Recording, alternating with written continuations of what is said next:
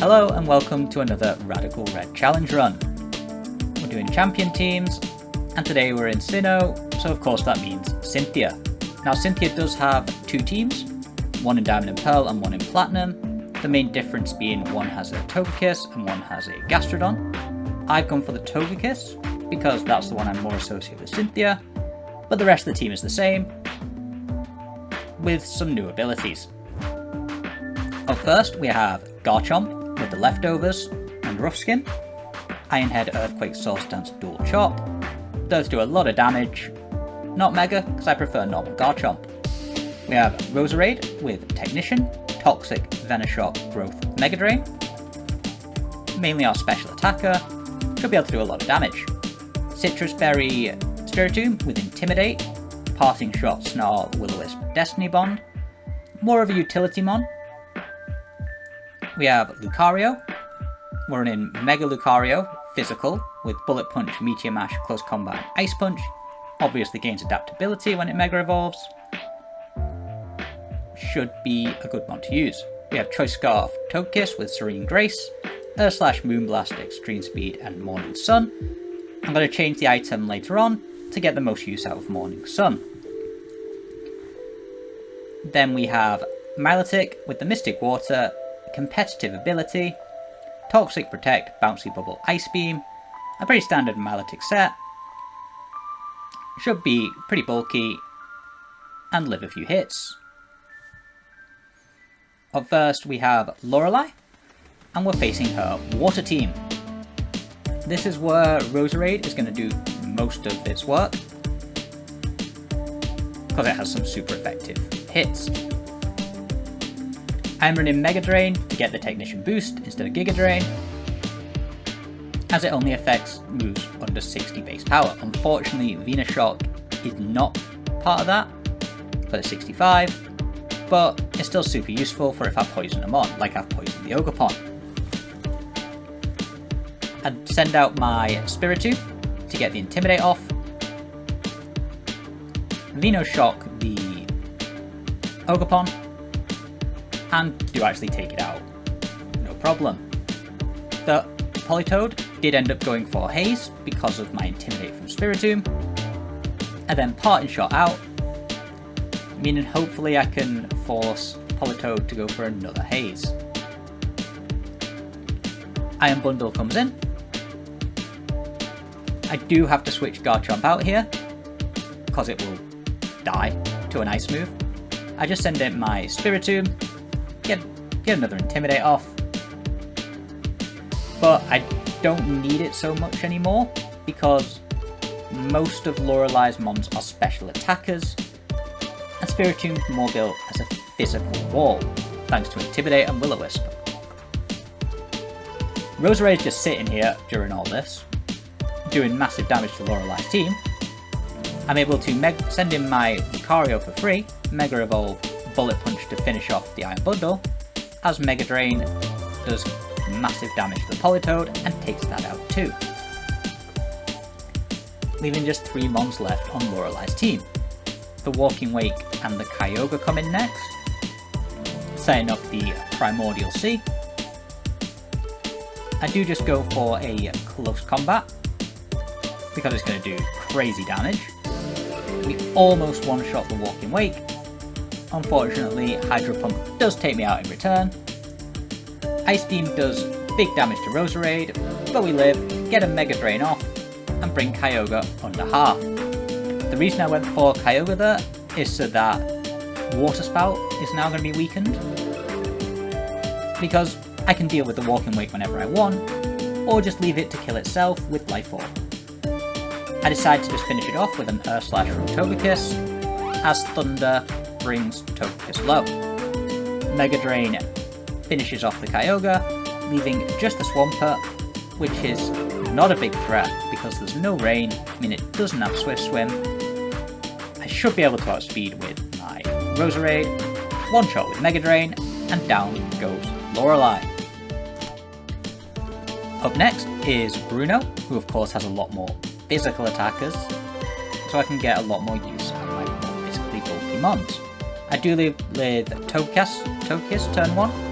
I've taken the Choice Scarf off, So then I can go for a combo of Earth Slash and Extreme Speed, as the Infernape went for the taunt, meaning I can avoid rocks on my side of the field. I then go into Garchomp on the Wild Charge from Zacian. It goes for Sword Stance, as I'm able to do massive damage with Earthquake. I do then switch out with Garchomp, because I want to preserve it for later in the fight, specifically against the Lucario. I do go into my Milotic. 2 Behemoth Blades ends up taking out Milotic. It is what it is. I had to sack something, I chose Milotic. I get a free switch into Lucario. A Bullet Punch is more than enough to take out Zacian thanks to adaptability, and Iron Valiant comes in. I wasn't sure how much Bullet Punch would do to Iron Valiant. I didn't think it would kill, so I do end up just switching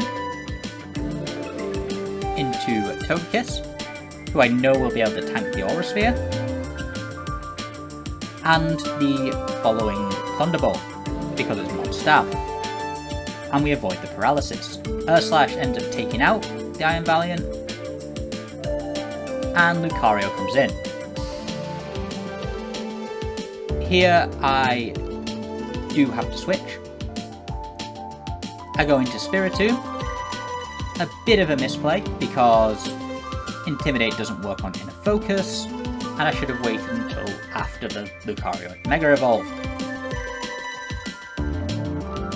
But it's a misplay. I can't do anything about it. Spiritomb goes down. I preserved my Garchomp exactly for this reason. I'm able to live the close combat thanks to Garchomp's bulk. One-shot the Lucario with an Earthquake, and in comes the Urshifu. Here I could have gone for Sword Stance, predicting the Sucker Punch, but I don't think it matters because I'm pretty sure Urshifu would have outsped anyway.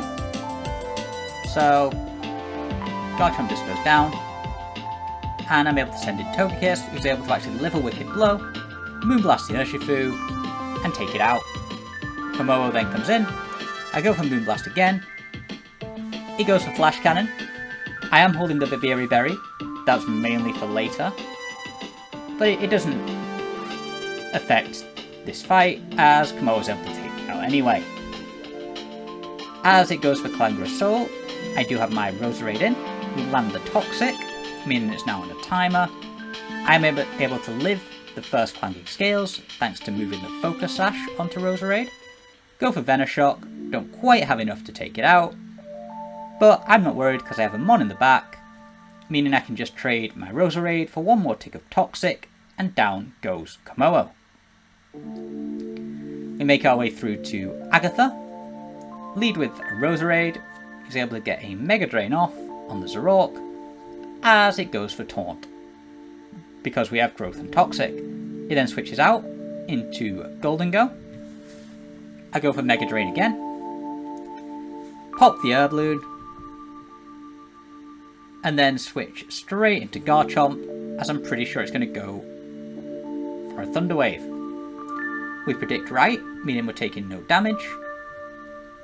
Gengar then comes in, Mega Evolves. I'm able to go for Earthquake after tanking a Shadow Ball.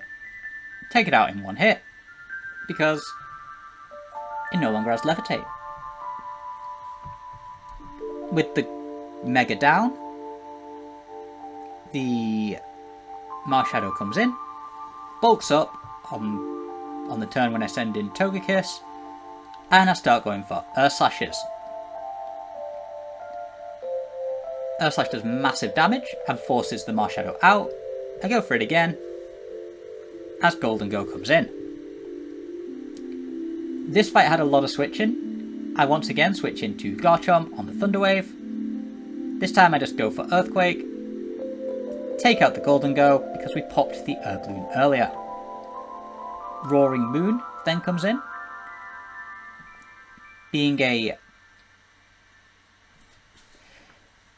having a Fairy type in the back, meaning I can switch straight into Togekiss to resist the Dragon move. Well, not take any damage from the dragon move. We then go down to the Iron Head, where now I have a free switch into Spiritomb. We get the Intimidate off, we land the Will-O-Wisp, and now we've really limited what Roaring Moon can do.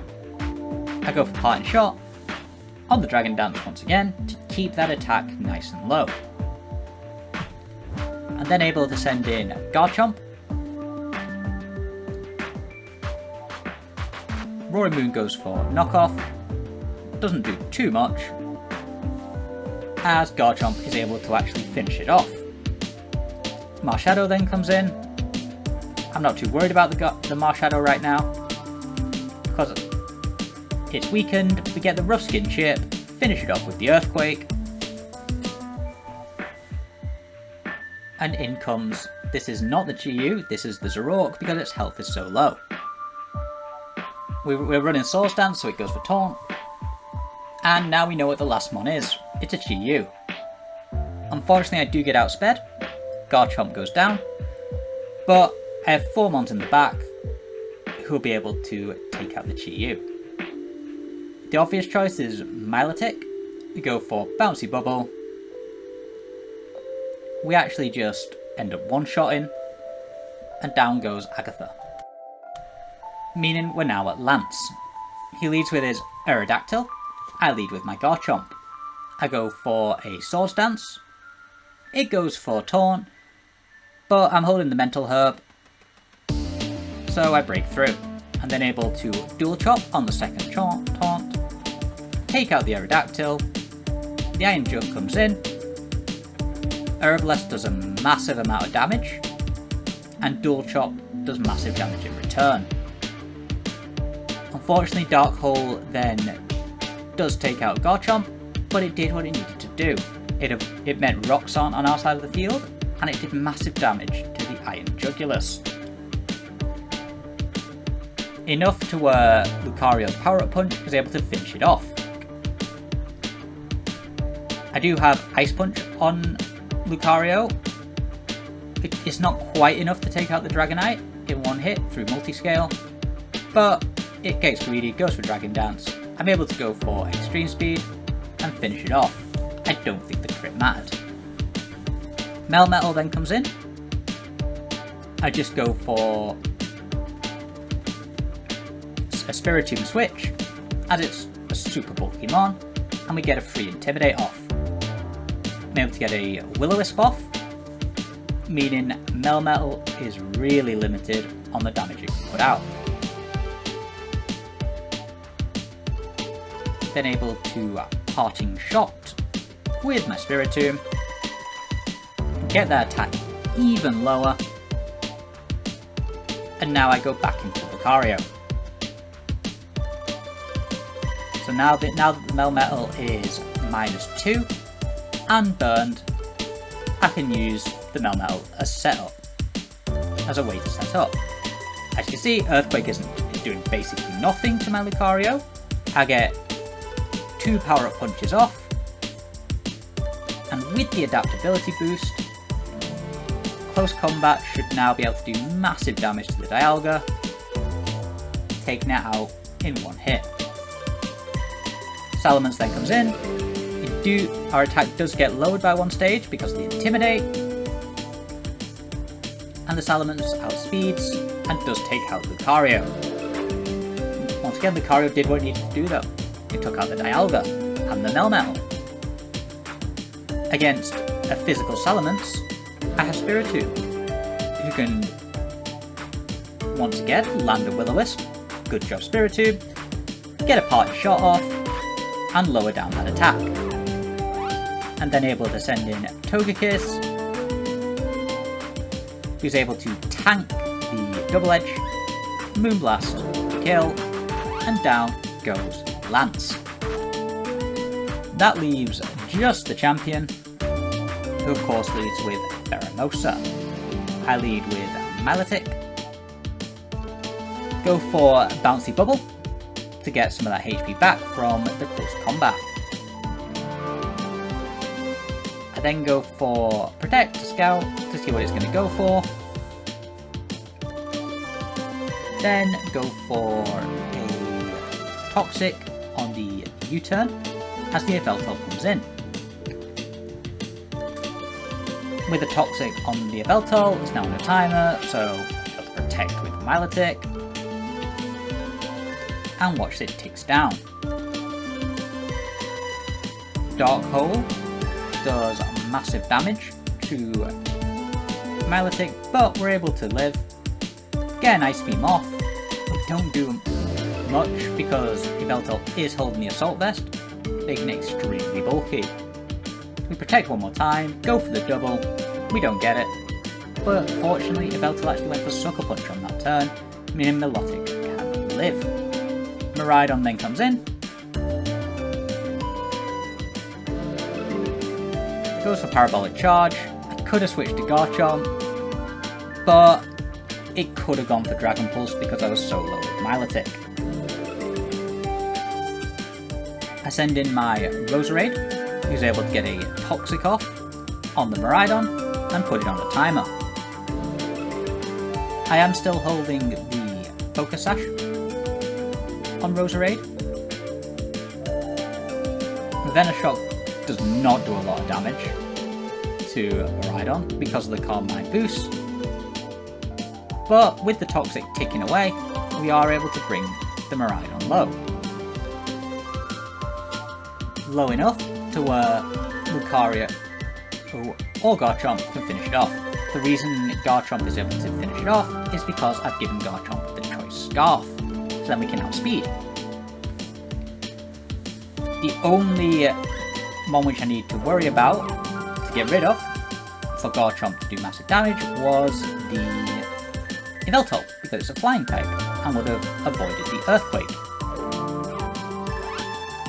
3 of the champion's Mons are weak to Earthquake: the Eternatus, the Metagross, and the Miraidon. We've already taken out the Metagross and the Miraidon, leaving just the Eternatus. We do massive damage with Earthquake, unfortunately not taking it out, but then I can go into Spiritomb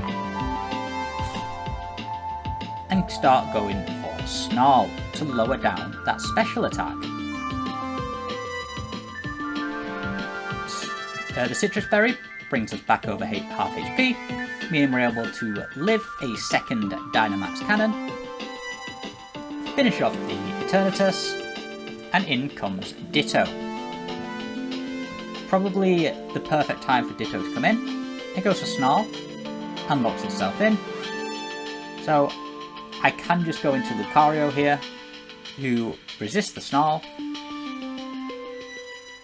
and will not get any negative effects from it, because we are, of course, a physical attacker. I do go for Ice Punch a couple of times. We get the Frostbite, so we take even less from the Spiritomb. Take it out on the next turn, leaving just the Pheromosa left. I have Extreme Speed. Pheromosa goes down, and we beat the Elite Four champion with Cynthia's team. Big shock.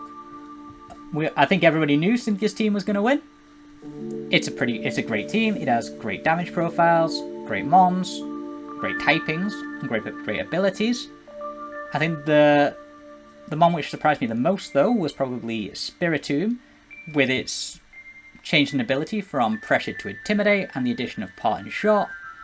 Makes it a really good utility Mon, and great for dealing with any physical attackers.